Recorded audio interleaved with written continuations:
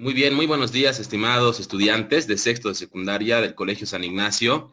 Les habla su profesor Gonzalo Cuellar y vamos a empezar la clase en vivo de hoy, miércoles 20 de mayo. Muy bien. Por favor, voy a pedirle a... vamos a pedirle, por favor, a Gabriela Sisolt que puedas apoyarnos con la oración del día de hoy. Dale. Adelante, Gabriela. Te escuchamos.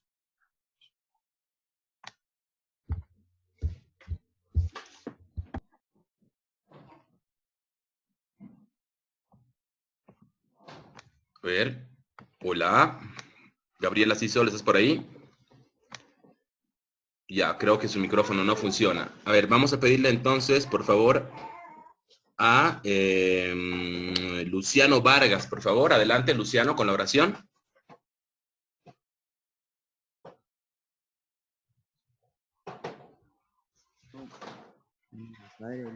Hola, hola. Luciano. Hola, hola, hola. Hola, dale, ahora sí, muy bien. Entonces empezamos con la oración. En el nombre del Padre, del Hijo, del Espíritu Santo. Amén. Bueno, primero dar gracias de que todos estemos bien aquí, tranquilos. Segundo, pedir fuerza y también fuerza de voluntad a las personas que están encontrando una cura al coronavirus y, y también darle sabiduría a las personas un poco, que hoy en día son un poco irresponsables y que no les importa estar en la cuarentena. Bueno. Ya, ok, amén. Gracias, Luciano, muy bien. Si alguno más quiere acotar algo a la oración, adelante, lo puede hacer ahora. Bueno.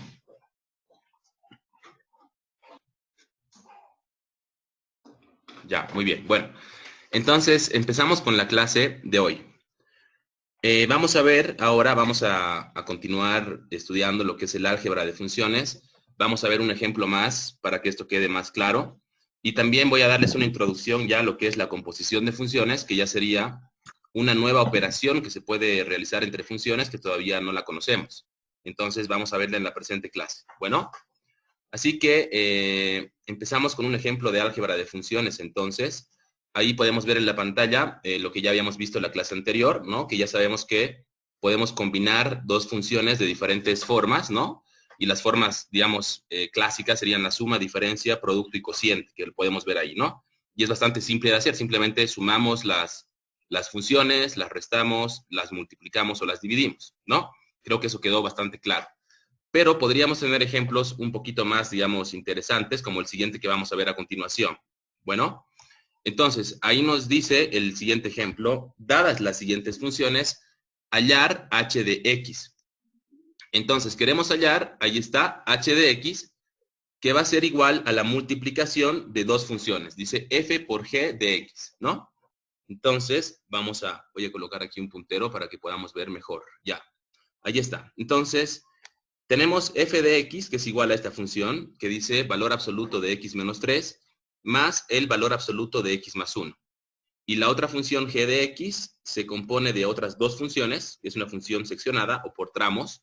Entonces g de x es igual a 1 más x en el intervalo que va desde menos infinito hasta 1, y es igual a 2 menos x en el intervalo que va desde 1 hasta el infinito, ¿no es cierto?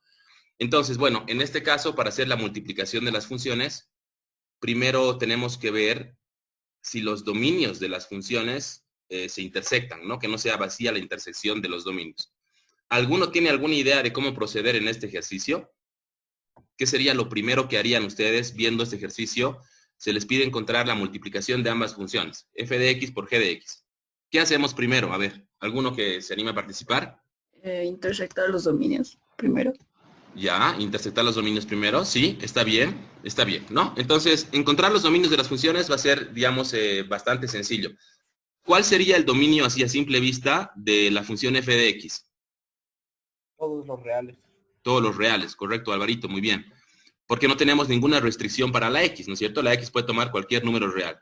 ¿Y cuál sería el dominio de la función g de x? El dominio es explícito, entonces está ahí anotado. Exacto, entonces, bueno, el dominio es explícito para los dos tramos. Y si unimos los dos dominios, tenemos finalmente el intervalo que va desde menos infinito hasta el infinito, ¿no es cierto? También serían todos los reales. Entonces, obviamente que si intersectamos los dos dominios, tenemos todos los reales, ¿no? La intersección serían todos los reales, por lo tanto, sí se puede hacer la operación, ¿no? Entonces ya, una vez hecho esto, ¿qué sería lo siguiente que harían? Ya, a ver, voy a explicarles entonces a continuación. Cuando vemos funciones como la que ven aquí en f de x, donde tenemos valores absolutos, que es una función especial, por cierto, que también vamos a verlo esto después, funciones especiales, tenemos que primero eliminar las funciones especiales. Bueno, entonces tenemos que hacer desaparecer estos valores absolutos. ¿Ya? ¿Y cómo hago eso? Del siguiente modo. Entonces, a ver, veamos en la siguiente diapositiva, ¿sí? Ahí dice, por eso en la parte superior, debemos eliminar los valores absolutos de f de x. Entonces, ¿se acuerdan que hacíamos un análisis por intervalos, ¿no es cierto? Cuando teníamos valores absolutos. Entonces, ahí podemos ver la función f de x, que sería valor absoluto de x más 1 más el valor absoluto de x menos 3. Lo primero que tenemos que hacer es encontrar los valores críticos, igualando a 0 los argumentos de los valores absolutos, ¿no es cierto? Y despejando la x. Entonces, este x más 1, si yo lo igualo a 0 y despejo la x, obtengo que x es igual a menos 1. Y sería un primer valor crítico. Muy bien. Luego, hacemos lo mismo con el segundo valor absoluto. Entonces, igualamos a 0 el argumento del valor absoluto y despejando la x tengo x igual a 3. Entonces, aquí tenemos estos dos valores críticos para esta función. X igual a menos 1 y x igual a 3. ¿No es cierto? Entonces, lo que vamos a hacer es dividir esta función en intervalos, que eso se puede hacer cuando tenemos funciones especiales, en este caso con el valor absoluto. Entonces, voy a ubicar en la recta real, digamos que esta línea horizontal que ven aquí va a ser mi recta de números reales, y ubicamos ahí al valor menos 1 y también al valor 3. Muy bien. Entonces, de modo que se forman los siguientes intervalos, ¿no? O sea, obviamente voy a colocar en la recta real mis valores críticos, ¿no es cierto? Entonces, se han formado los siguientes intervalos. Tenemos el intervalo de la izquierda, que sería x menor que menos 1, ¿no es cierto? Desde menos infinito hasta menos 1. Luego, el siguiente intervalo, que va desde menos 1 hasta 3, lo tenemos aquí, cuando x es mayor o igual que menos 1 o menor que 3. Y menor que 3, perdón, ¿sí? Y luego tenemos el intervalo de la derecha, cuando x es mayor o igual que 3. ¿Para qué lo dividimos así por intervalos? Para analizar los signos de los valores absolutos. Muy bien. Entonces, ustedes ya saben que el valor absoluto lo que hace es convertir en positivo al número, ¿no es cierto? Por lo tanto, si el número fuera negativo, ¿qué se hacía? Multiplicábamos por menos a ese valor para que se convierta positivo, ¿sí? Y si el valor es positivo, entonces no se cambia nada y se mantiene así, ¿no? Eso se acuerda. Por ejemplo, si yo les digo el valor absoluto de 5 es igual a 5. El valor absoluto de menos 5 es igual a menos por menos 5. Es decir, tengo que colocarle un menos por delante del número para que se convierta positivo. ¿Sí? Muy bien, entonces fíjense por este lado de la izquierda. En el intervalo x menor que menos 1, ¿qué signo tendría el valor absoluto de x más 1? Cualquier valor de x que reemplacemos en el intervalo x menor que menos 1 en esta expresión va a ser que la cantidad que está dentro del valor absoluto sea negativa. ¿No es cierto? Por lo tanto, yo debo multiplicarle un signo negativo por delante a la expresión para que se convierta positiva. ¿Se entiende? Por eso aquí podemos ver el valor absoluto de x más 1 es igual a menos x más 1 en el intervalo que tenemos aquí para x menor que menos 1. ¿Se entiende? Otra forma de hacerlo, si quieren, es simplemente reemplazar un valor del intervalo x menor que menos 1, digamos que fuera menos 10, ¿no? Lo reemplazo en la expresión y tendríamos el valor absoluto de menos 10 más 1. Menos 10 más 1 es menos 9. Como es negativo ese valor, entonces sabemos que tendríamos que multiplicarle un menos por delante para que se vuelva positivo. ¿Sí? Ahí lo tenemos. Hacemos lo mismo con el segundo valor absoluto. Entonces, el valor absoluto de x menos 3 en este intervalo, es decir, cuando la x es menor que menos 1, también va a ser negativa la expresión, ¿no es cierto? Reemplacen si quieren un valor, digamos x igual a menos 10, sería lo mismo. Menos 10 menos 3 es menos 13. Como me sale negativo el valor, entonces yo debo multiplicarle un menos por delante a la expresión, ¿no? Para convertir esa expresión positiva. ¿Se entiende? Y de este modo, estamos en este lado izquierdo, por ejemplo, estamos eliminando los valores absolutos. Muy bien. Luego, en el intervalo que tengo desde menos 1 hasta 3, fíjense, ¿no? Entonces, ¿qué pasa ahora con el valor absoluto de x más 1? Reemplacemos un valor en la x que pertenezca al intervalo que va desde menos 1 hasta 3, digamos que 0. 0 más 1 es más 1, positivo. Por lo tanto, yo no debo cambiarle el signo a esta expresión con el valor absoluto, ¿se entiende? Por eso aquí ponemos valor absoluto de x más 1 en este intervalo es igual a simplemente x más 1, no cambia de signo, ¿no? Y luego hacemos lo mismo con el segundo valor absoluto, entonces para x menos 3, si yo reemplazo un valor de la x que pertenezca a este intervalo, desde menos 1 hasta 3, otra vez hagamos con el 0, tendríamos el valor absoluto de 0 menos 3. Menos 3 es negativo, por lo tanto yo tendría que multiplicarle un menos por delante para que la expresión se vuelva positiva, ¿se entiende?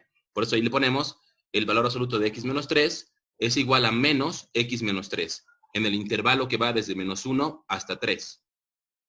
¿No es cierto?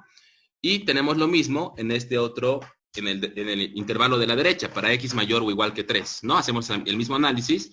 Entonces, este valor absoluto de x más 1 va a ser obviamente positivo para el intervalo que va desde 3 hasta el infinito. Por lo tanto, no le cambiamos el signo a este valor absoluto. Lo dejamos como x más 1 simplemente.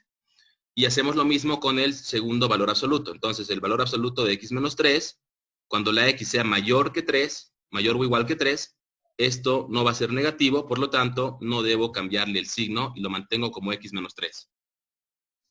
¿Hasta aquí alguna pregunta? Simplemente estamos analizando los signos de los valores absolutos, ¿no? En los diferentes intervalos que se han formado una vez hallados los valores críticos, ¿no es cierto? Esto ya lo Tengo hicimos una alguna pregunta. vez. Sí, dime, Mateo. Entonces, esto de los valores críticos, entonces, se hace cuando tenemos una función en la cual tenemos dos pares de valores absolutos que pueden estar sumándose o restándose, ¿no? Sí, también lo podrías hacer si tuviera solamente, por ejemplo, un valor absoluto, ¿no? No siempre dos, puede ser uno, puede ser dos, puede ser tres. Pero siempre que tengas valores absolutos en la función, puedes hacer este análisis, ¿no? Encontrar tu valor crítico y analizar los signos de ese valor absoluto en los diferentes intervalos que se forman. ¿Me entiendes? Sí, y el valor crítico es aquel que va a poner cero, ¿no? Exacto, correcto. Así Ah, es, ok. correcto. Ah, ok, Muy ok. bien. ¿Alguna pregunta más hasta aquí? Ya, perfecto. Continuamos avanzando entonces. Por lo tanto, la función f de x me quedaría del siguiente modo. Fíjense ahí abajo, la voy a escribir, ¿no? Entonces, f de x, que era igual al valor absoluto de x menos 3 más el valor absoluto de x más 1, me queda igual a una función dividida en 3 tramos, ¿no es cierto? En el intervalo que va de x menor que menos 1, luego la segunda sería desde menos 1 hasta 3, y la tercera sería para x mayor o igual que 3, ¿no es cierto? Entonces, aquí simplemente me queda reemplazar los signos que hemos obtenido en nuestro análisis anterior. Entonces, hemos visto que en el intervalo de x menor que menos 1, los signos de ambos valores absolutos serían negativos. Es por eso que yo le pongo el signo menos por delante de ambas expresiones, ¿no es cierto? Aquí está, menos x más 1, lo pongo por aquí. Luego sería más el segundo valor absoluto, que sería menos x menos 3, lo pongo por aquí. Y esto funciona en el intervalo que va, es decir, en el intervalo para x menor que menos 1, ¿no? Desde menos infinito hasta menos 1. ¿Estamos? Luego tendríamos la segunda parte de la función en el intervalo que va desde menos 1 hasta 3. Y hemos visto que en este intervalo no debemos cambiarle el signo a x más 1, pero sí debemos cambiarle el signo a x menos 3. Por eso aquí escribo esto, ¿no? X más 1 sin cambiar de signo, y le pongo un menos por delante al x menos 3, menos x menos 3. Y esta sería la función f2 de x, si quieren la podemos llamar, en el intervalo que va desde menos 1 hasta 3. Y finalmente tenemos el tercer intervalo para x mayor o igual que 3. Y hemos visto que en este intervalo ambos valores absolutos son positivos, por lo tanto no debo cambiarles el signo. Entonces simplemente escribimos x más 1 sin cambiarle el signo, más x menos 3 sin cambiarle el signo, ¿no? Y esto funciona en el intervalo que va desde 3 hasta el infinito, ¿sí? Entonces, esta función se ha descompuesto en una función seccionada por tramos. Siempre ocurre esto cuando tenemos valores absolutos. La función tenemos que bueno, primero tenemos que hacer desaparecer los valores absolutos y finalmente la función nos queda seccionada por tramos. Ya, entonces pasamos a la siguiente diapositiva. Ya, vámonos a la siguiente diapositiva. Ahí está, ¿ya? Entonces, ahí teníamos la función f de x, que ya la hemos descompuesto por tramos, eliminando los valores absolutos, ¿no? Entonces, en la primera función, que la vamos a llamar f1 de x, hacemos las operaciones y tenemos menos x, me queda menos 2x, ¿no es cierto? Y menos 1, menos por menos sería más 3, me queda igual a 2. Entonces, la f1 de x sería igual a 2 menos 2x, ¿no? Esto en el intervalo de x menor que menos 1, ¿no es cierto? Luego hacemos operaciones en la segunda función. X menos x se van a simplificar y me queda 1 más 3, que sería igual a 4. Entonces, la f2 de x va a ser una función constante, simplemente va a ser igual a 4, ¿no es cierto? En el intervalo que va desde menos 1 hasta 3, ¿no? X mayor o igual que menos 1 y menor que 3. Y luego operamos en la tercera función, tenemos x más x, que sería igual a 2x, eso está por aquí. Y 1 menos 3 sería menos 2, lo tenemos por aquí. Entonces, la f3 de x sería igual a 2x menos 2 en el intervalo x mayor o igual que 3, ¿no es cierto? Entonces, ya tenemos ahí la función, haciendo ya las operaciones de términos semejantes, ¿no es cierto? Y ahí está. Entonces, continuamos avanzando. Entonces, ahí dice en la parte de arriba, bueno, ahora tenemos que ver que la intersección de los dominios no sea vacía. Esto ya lo hicimos, pero lo voy a hacer ahora por funciones, ¿ya? O sea, tramo por tramo. Entonces, ahí estamos escribiendo el dominio de la función f intersectado con el dominio de la función g no tiene que ser vacío. Esto ya lo hemos verificado, así que podemos hacer la operación. Entonces, fíjense a continuación. Ahí están las dos funciones, ¿ya? La f de x y la g de x.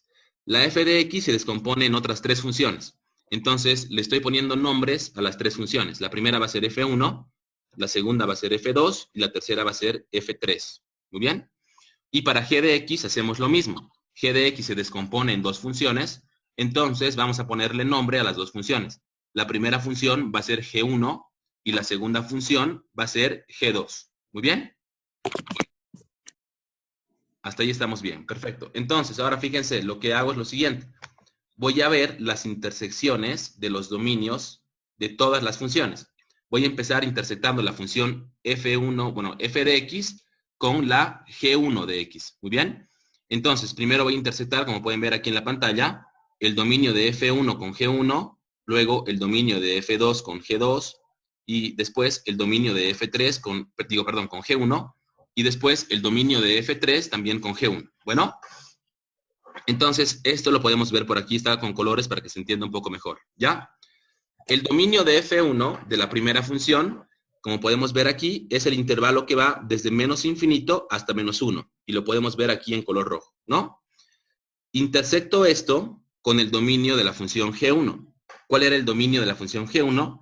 Es el intervalo que va desde menos infinito hasta 1, ¿no es cierto? Porque aquí me dice x menor que 1, ¿sí?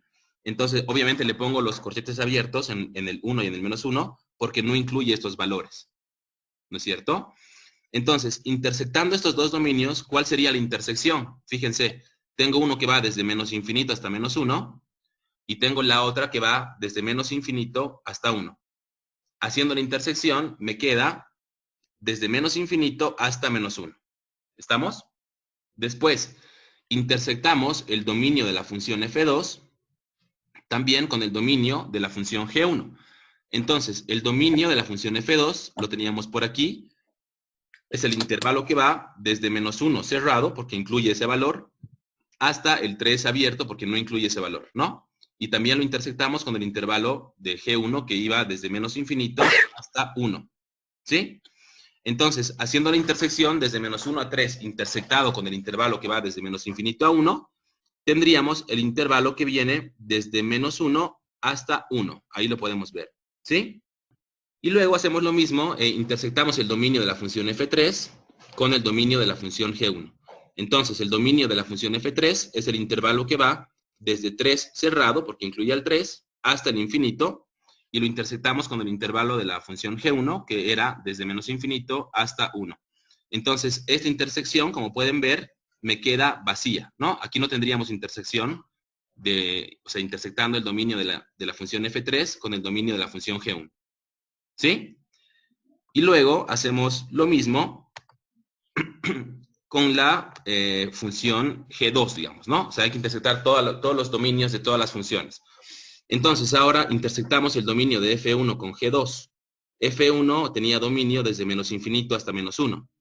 Y g2, aquí lo podemos ver, tiene dominio desde 1 hasta el infinito, ¿no?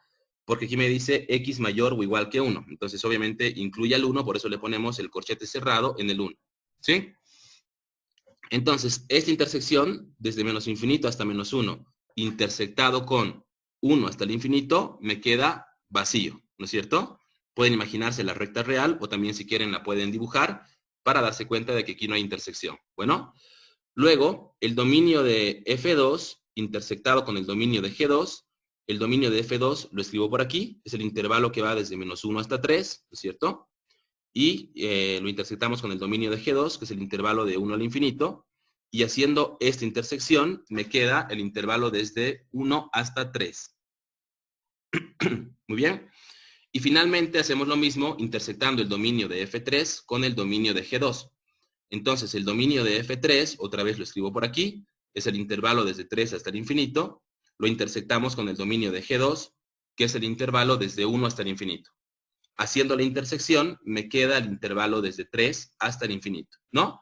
Entonces, hacemos estas intersecciones para saber cuáles son las funciones que voy a multiplicar en qué intervalos. Muy bien. Y luego poder hacer ya la multiplicación. ¿Hasta aquí alguna pregunta? Creo que no voy.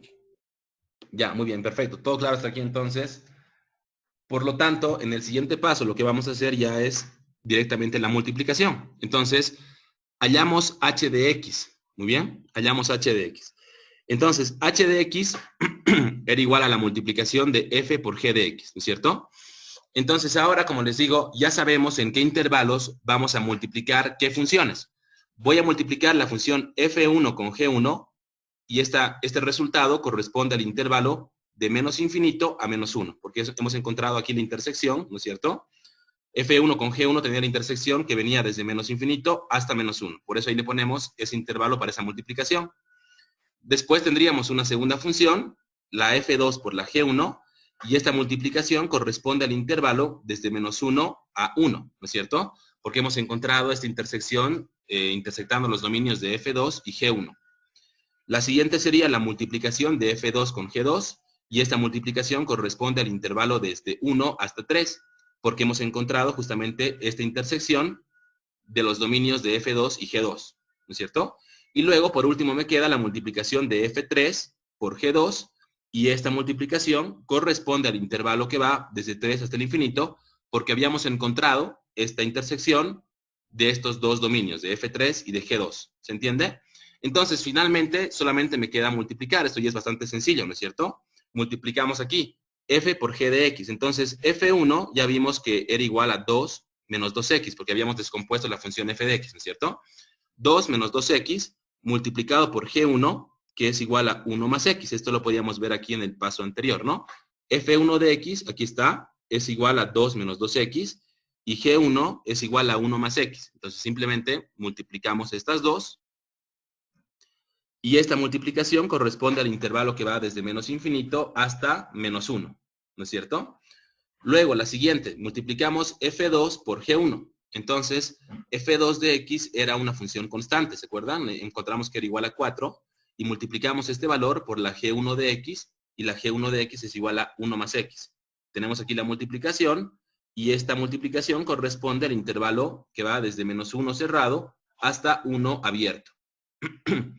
Después multiplicamos la función f2 por la función g2. La función f2 era un valor constante, 4 está por aquí, multiplicada por la función g2, que era igual a 2 menos x. Y esta multiplicación corresponde al intervalo que ya hemos encontrado, que va desde 1 cerrado hasta 3 abierto. Y por último, multiplicamos la función f3 por la función g2. La función f3 era igual a 2x menos 2, multiplicado por la función g2, que era igual a 2 menos x, y esto corresponde al intervalo 3 cerrado hasta el infinito, ¿no es cierto? Entonces, nos queda que la función h de x sería esta función también seccionada, ¿no? O sea, por tramos. Aquí haciendo la multiplicación directamente y factorizando me queda 2 multiplicado por 1 menos x al cuadrado en el intervalo desde menos infinito hasta menos 1. Luego, la segunda función, digamos, h2 de x sería esta, 4 multiplicado por 1 más x. Si quieren lo pueden distribuir o también pueden dejarlo ahí, no hay ningún problema.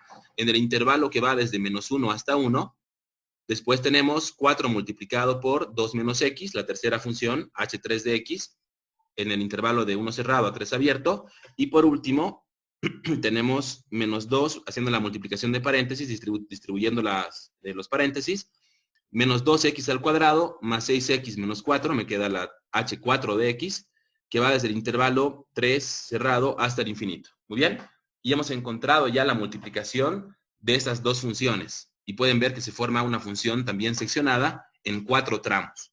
¿Ya? Luego, el siguiente paso sería graficar, digamos, la función que nos queda aquí en h de x. Y para graficarla, solamente nos armamos tablas de valores por intervalos, ¿no? O sea, por tramos. En el tramo que va desde menos infinito hasta menos 1, digamos, podrían graficar desde menos 4 hasta menos 1, por decirles. Y esta gráfica corresponde a qué tipo de curva. A ver, la primera función, h1 de x, ¿qué tipo de curva es? Esta primera función h1 de x que hemos encontrado, ¿qué tipo de curva sería? 2 multiplicado por 1 menos x al cuadrado. ¿Qué tipo de curva es? A ver. Una parábola. Es una parábola, correcto. Es una función cuadrática, ¿no es cierto? ¿Una parábola cóncava o convexa? A ver, ¿se acuerdan? En la que va hacia abajo, no recuerdo cómo se llamará. Ya, correcto, convexa, ¿no es cierto? Es una que se abre hacia abajo, puesto que el coeficiente de la x al cuadrado es negativo. Correcto, Gabriel, gracias, muy bien. Después tenemos también aquí la segunda función. Esta segunda función, h2 de x, ¿qué tipo de curva sería? ¿Qué tipo de gráfica? Es una recta. Es una recta, correcto. La tercera también es una recta, ¿no es cierto? Y la cuarta parte, digamos, de la curva, de la h4 de x, ¿qué tipo de curva sería? Una parábola.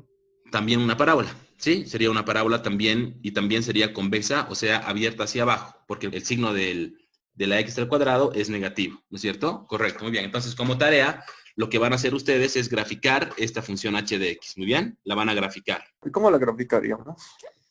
Por eso, como les digo, van a graficar por tramos, ¿no? O sea, van a armarse tablas de valores por tramos, ¿sí? Entonces, por ejemplo, para graficar la primera parte de la función, la h1 de x, te armas una tabla de valores simplemente que vaya, digamos, desde menos 4 o desde menos 5, y depende de vos, hasta menos 1, ¿no? Y te van a quedar puntos de esa parábola, ¿no? O sea, la h1 de x va a ser una porción de esa parábola convexa, ¿no es cierto?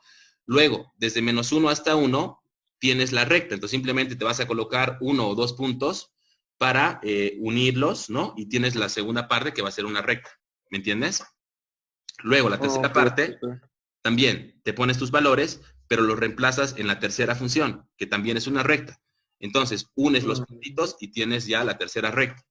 Y luego, por último, tienes la última parábola, digamos. Entonces, te pones puntos, si quieres unos 4 puntos, desde 3 hasta el 8, hasta el 7, no sé, depende de vos. Y vas colocando los puntos y los unes. O sea, va a ser una gráfica, obviamente, rara, digamos, ¿no? Pero tienes que graficarla por tramos, ¿no? O sea, armando tablas de valores por tramos y reemplazando en las funciones que corresponden a esos tramos. ¿Me entiendes? Ok, vamos a ver entonces en eso. Va a haber varios gráficos de todo esto, ¿no? Va a estar graficado en un solo plano cartesiano. O sea, es solo un gráfico en realidad, pero van a ser diferentes formas de la curva en los diferentes tramos, ¿no? Una parte va a ser parábola, otra parte va a ser recta, luego otra recta, ¿no? Una recta con pendiente positiva, ahí pueden ver la otra recta con pendiente negativa porque está con menos x, y la última también parábola, una porción de la parábola convexa. Bueno, entonces va a ser una gráfica así, con una forma medio rara, digamos, ¿ya? Muy bien. Entonces, esto lo van a hacer, van a graficar la función h de x como tarea y me la van a mandar, si fuera posible, hoy mismo, ¿no? Porque como hoy estamos en la clase, entonces hoy día hacen la grafiquita y la cargan nomás al Classroom. Voy a colocarles yo la tarea hoy día en el Classroom, ¿ya? Cargar, digamos, la gráfica de h de x y la suben hoy día, ¿ok? ¿ok? Entonces, ahora vamos a pasar a ver lo que es composición de funciones, que sería una cuarta operación, digamos, o perdón, una quinta operación de funciones que en este caso todavía no la hemos visto, ¿sí? Entonces, ¿puedes leer en voz alta ahí la definición, por favor, Andrés Villegas? Adelante, Andrés. Ya. Dadas las funciones f y g, la función compuesta fg, también llamada la composición de f y g, se define como fg de x igual a f de g de x. Correcto, correcto. Muy bien leído, ¿ya? Entonces, ahí está, ¿no? La operación nueva se llama composición de funciones y esta operación se la define con este simbolito que pueden ver aquí, que es un circulito, ¿ya? No es esto una multiplicación, no es un puntito, por si acaso. Ya saben que la multiplicación es un puntito. Pero en este caso, la composición de funciones se la representa con este circulito abierto, ¿sí, no? Sin pintar, como pueden ver ahí, ¿sí? Entonces, cuando yo veo esta operación, significa composición de funciones y también se puede llamar, como dice ahí, composición de f y g. También se puede decir g compuesta en f, digamos, que sería lo mismo, ¿no? La función g compuesta en f. Y la forma de operar esto, g compuesta en f, es igual, como puedes ver ahí, como lo ha leído muy bien Andrés, es igual a f de g de x, ¿no? Entonces, ¿qué significa esto? Es bien sencillo también. Si se acuerdan, hemos estudiado lo que era evaluación de funciones, ¿no es cierto? Donde podíamos reemplazar cualquier valor o cualquier expresión en una función, ¿no es cierto? Si teníamos una f de x igual a x más 1, digamos, entonces en el lugar de la x yo podría reemplazar o evaluar con cualquier valor o cualquier expresión, ¿no? Decíamos, ¿qué pasa si la x es igual a 2, digamos? Entonces teníamos 2 más 1, ¿no es cierto? ¿Qué pasa si la x es igual a a más 1? Entonces ahora, ¿qué pasa si la x es igual a g de x? Tendríamos g de x más 1, ¿no es cierto? Simplemente consiste en reemplazar la segunda función g de x en la función f, digamos. Entonces, veamos aquí los ejemplos que están en el libro de Ron Larson, o de, no, de Ron Larson. Son ejemplos bien sencillos. Fíjense, tenemos ahí dos funciones, f de x y g de x, ¿no? Dice, f de x es igual a 2x menos 3, una línea recta. G de x igual a coseno de x, una función periódica, ¿no? Encontrar cada una de las funciones compuestas, dice. Entonces, g compuesta con f en el inciso A y en el inciso B, f compuesta en g. Muy bien. Entonces, ahí está. La composición de f y g en el inciso A, podemos ver la solución. Sería igual a f de g de x. Entonces, simplemente reemplazo g de x es igual a ¿qué? A coseno de x, ¿no es cierto? Entonces ahí está f de coseno de x. Por lo tanto, en el lugar de las x, yo voy a reemplazar coseno de x, ¿no es cierto? En la función f. Entonces, la función f era igual a 2x menos 3. Pero ahora, en el lugar de la x, simplemente reemplazamos el coseno de x. Entonces tendríamos 2 coseno de x menos 3, ¿no? Y por eso f de g de x sería igual a 2 coseno de x menos 3. Y esta es una función compuesta, ¿no? Compuesta por dos funciones. Vamos a verlo eso también más a fondo en la siguiente clase. Y luego también tenemos la otra operación, aquí podemos ver f compuesta con g, ¿no? De x. Esto es igual a g de f de x. Entonces, f de x ya vimos que era igual a 2x menos 3. Entonces, esto sería igual a g de 2x menos 3, ¿no es cierto? Y g de x sería igual a coseno de x. Entonces, ahora en el lugar de la x, simplemente reemplazamos el 2x menos 3 y me queda el coseno de 2x menos 3. Que sería esto la composición de f con g, ¿no es cierto? Entonces, aquí pueden ver que las dos operaciones no me dan el mismo resultado, ¿no? En este caso no se va a poder aplicar, digamos, la conmutatividad, no podemos alternar, digamos, cambiarle la posición porque el resultado es diferente, como pueden ver, ¿sí? Entonces, en resumen, esto es composición de funciones. Vamos a ver algunos ejemplos también en la clase del viernes, que los vamos a ver otra vez. Bueno, ya nos queda menos de un minuto, así que ahora ya quedamos aquí con la clase.